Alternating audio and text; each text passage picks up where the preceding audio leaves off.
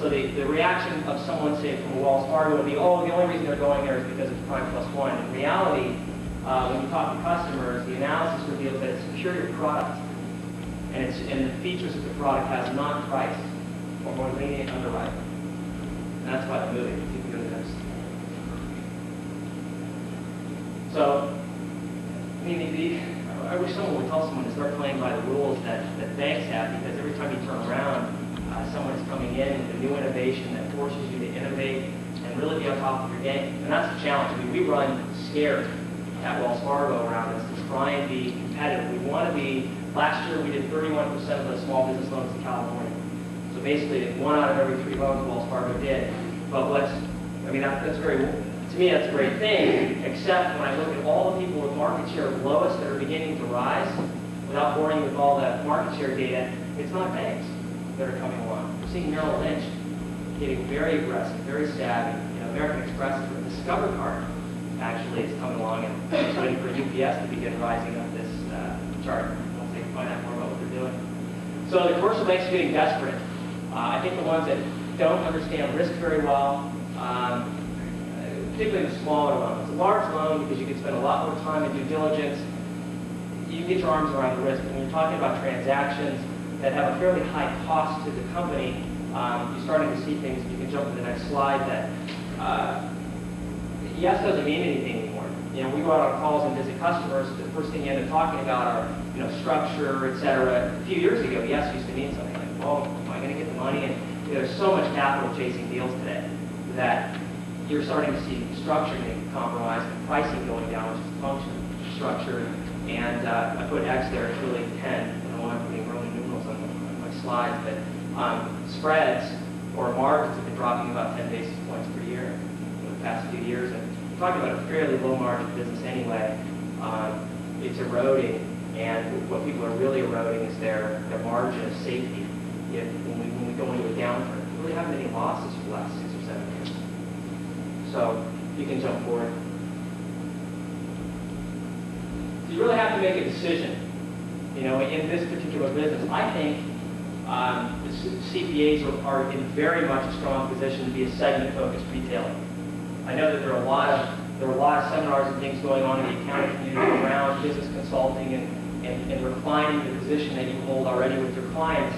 And I don't think the manufacturing, the pure niche player, you know, the MBNA, the American Express, actually they're a segment-focused retailer. But the people with the factoring companies, the leasing companies that very specific about what they finance and how they finance it become, the manufacturers. Segment-focused retailer or distributor, of which Wells Fargo sees ourselves. I mean, we still manufacture product, of course, because we sell proprietary products, but down the road, through our relationship with Merrill Lynch and other providers, this is where it's going to end up. And I think CPAs have an opportunity to end up at the same place. Granted, you don't have distribution yet, but who knows what kind of partnerships we'll all be striking with each other going down the road in the future. One thing to talk about in the segment-focused retailer piece here is a test that we did a few years ago called Zorro. Just kind of a glimpse of the future. Zorro is where we built a credit decisioning system. And it's more than just a scorecard. It's a statistical underwriting model where you take the financial statements, tax returns of your clients, where we get them from you, and put it in our system. And what it does is it generates credit decisions to a couple $1 million. And it not only says yes or no, but how should it be priced? How much equity should be allocated? What's the risk? What's the structure? What's the strength and weakness of the deal from our perspective?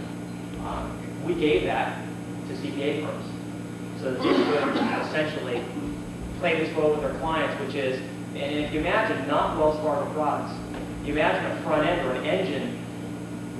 We call it Project Zorro, but it's really a credit decisioning system. It's a software that we built where you have access to every provider's credit. It's perfect information, and your clients come to you, and you're able to drop this in, click a button, you're approved at the following institutions, etc. You know what I mean? I think this is a very big deal in terms of your business going forward, because you play the role of quarterback.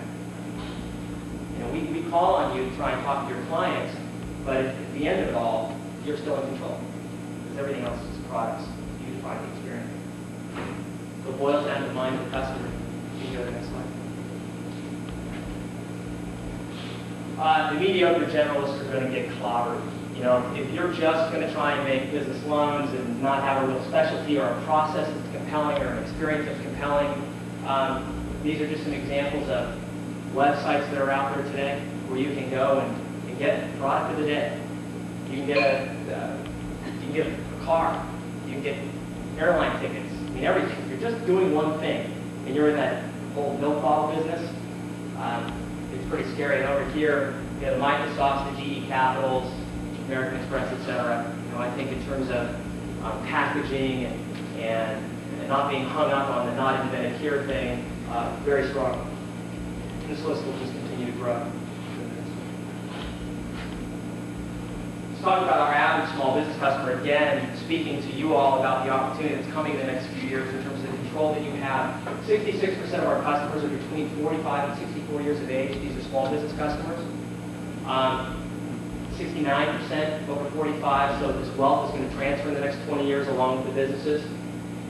It's estimated it's going to be about $10.5 trillion of wealth transfer between now and the year 2010. And as I sit there, that number just kind of sits there in my mind. It's so huge. And the business that we're in, you know, the thing that I look at and consider, I look at the balance sheets, I deal with the customers, and I'm thinking, what are the opportunities here? You know, it's wealth management, preservation. How do you transfer? I mean, this is you guys have such an opportunity because the tax implications of this transfer of wealth, in terms of how to structure the transfer of these companies and just everything that goes along with it. Not to tell you your business, but to me, it's just mind-boggling the opportunity. And the other problem or opportunities that techno-savvy is going to take this Game Boy generation, the people that, you know, the propeller heads. We see our online climbing rapidly in terms of the amount of people that use it. But the only reason our online service is not for businesses, our business gateway is not on the internet, is because the customers say, hey, I like it, I want that level of control, but don't put it out there on the internet because I'm not sure it's secure. Well, when these kids take over these businesses, that will be part of what defines who they do business with. You know, oh, you don't have an online service?